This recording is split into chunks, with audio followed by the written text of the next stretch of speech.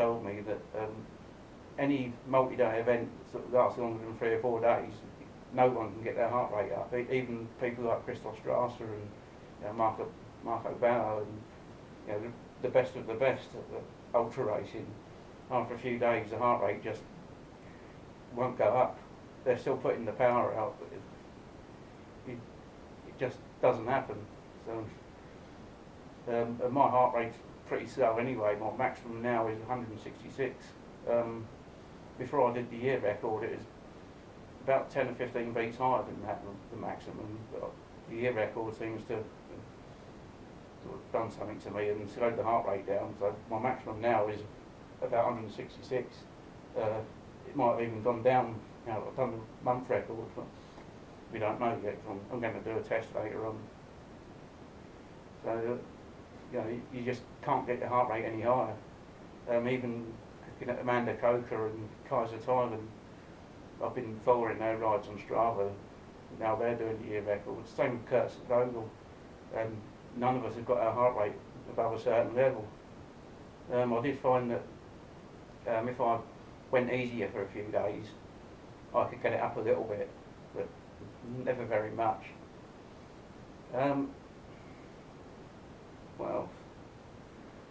Other things that happened that surprised me, after about the first 2 or 3 days, I was sort of getting off the bike when I was stopping to fill my bottles up, going to the petrol garage to buy food.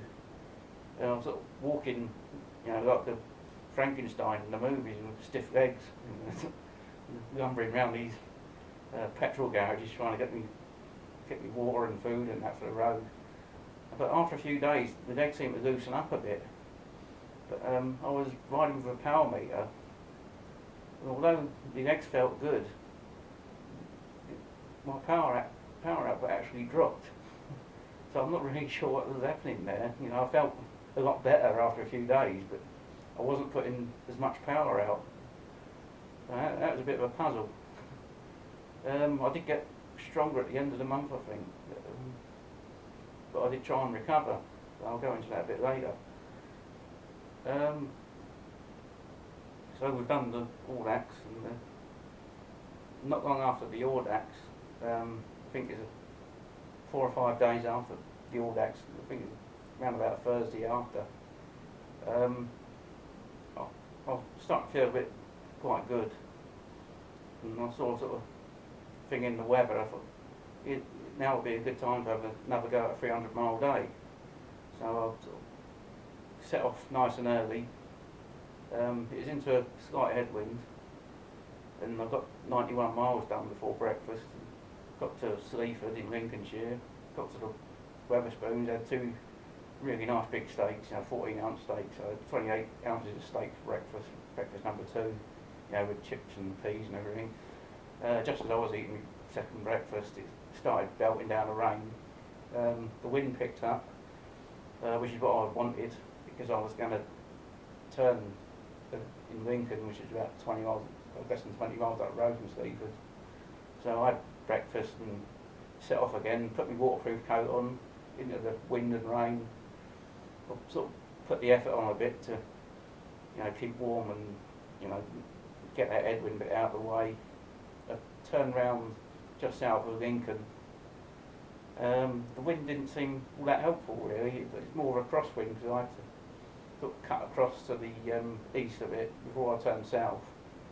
But what went wrong was what I thought was a waterproof jacket was no longer waterproof. I started getting very wet, and then I started getting cold.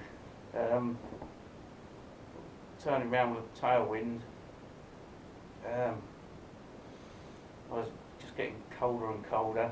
Then I started thinking, I was wet through, and I think, I wonder if I could buy a jacket round here. I'm absolutely soaked. Wonder if there's anywhere I could buy a new coat and some warm clothes, just to get dry and warm again. And I couldn't think of anywhere, because Lincolnshire's, there's not many towns in there. And I didn't want to ride back into the wind. So I just kept going, as you do. And I was getting colder and colder. It was getting difficult to use the brakes. because my hands are, well, my arms are cold and my fingers are cold. And I thought, well, this is getting quite nasty. I'm going to have to get warm, otherwise I'm going to get in pretty bad trouble. I thought I could either take shelter, but I sort of looked to the sky, and I could, on the west, I could see a bit of blue sky. I thought, well, if I ride into that blue sky, I'll get out of this rain. I'll be going into the wind, but I can either ride slowly into the wind or stop and get warm. If I go into the wind and dry weather, hopefully I'll dry out and warm up, and it will slow me down. But it's better to go slower than it is to stop, because you do no miles when you stopped. It's as simple as that. So I sort of turned into the wind, and it did stop raining. The roads got dry, but I was just getting colder and colder. So I got to Bourne in Lincolnshire, went into McDonald's, just ordered a coffee and sort of smuggled in my own food, a big bag of nuts. And my hands were so cold that I was actually having trouble eating the nuts, because I was trying to pick them up, and I couldn't operate my fingers, so I had to try and pour them like that, and my arms were so cold and not working properly. I was sort of trying to get them up to my mouth. And I sort of gradually warmed up drinking this coffee, and then I could start using my fingers better, and sort of made a bit of a recovery. And after about half an hour or so, I was sort of eating all my nuts, drank my coffee, and I felt a little bit better. But it wasted time, and I sort of just headed straight for home after that. So I only ended up with about 260 odd miles when I was going for 300. And that was a really tough day.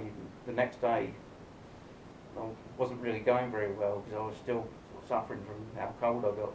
And it's all because of that waterproof jacket that sort of stopped working. So, but the funny thing was, I've got a really good showers pass jacket that I got during the year record, and two almost brand, well, one was brand new waterproof jacket, and another was almost brand new. So I just picked the brand new one, shoved it in my saddlebag, and I didn't have any more waterproof jacket problems for the rest of the month. So that 300 mile attempt didn't quite go to plan. But I still did a reasonable mileage, above my 233 a day, what I needed to average for the 7,000. Another thing I noticed during the month, quite early on, was Amanda Coker. She seemed to be upping her miles a bit. She was sort of averaging around about 230 a day in sort of August, July, August.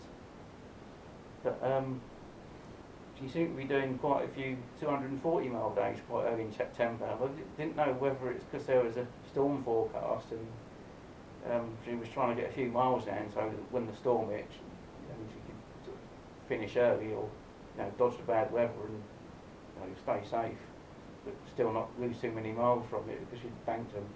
Or whether it was because she saw what I was doing and thought, I'm not going to make it easy for her. And yet I think she was thinking, I'll give him a bit of competition.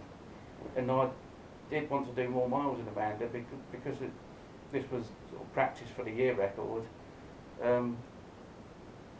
It's looking very much like it's Amanda's record that I'm going to be trying to beat. If I can't do more than Amanda for a month, what chance have I got for a year? So I was sort of out to outdo Amanda.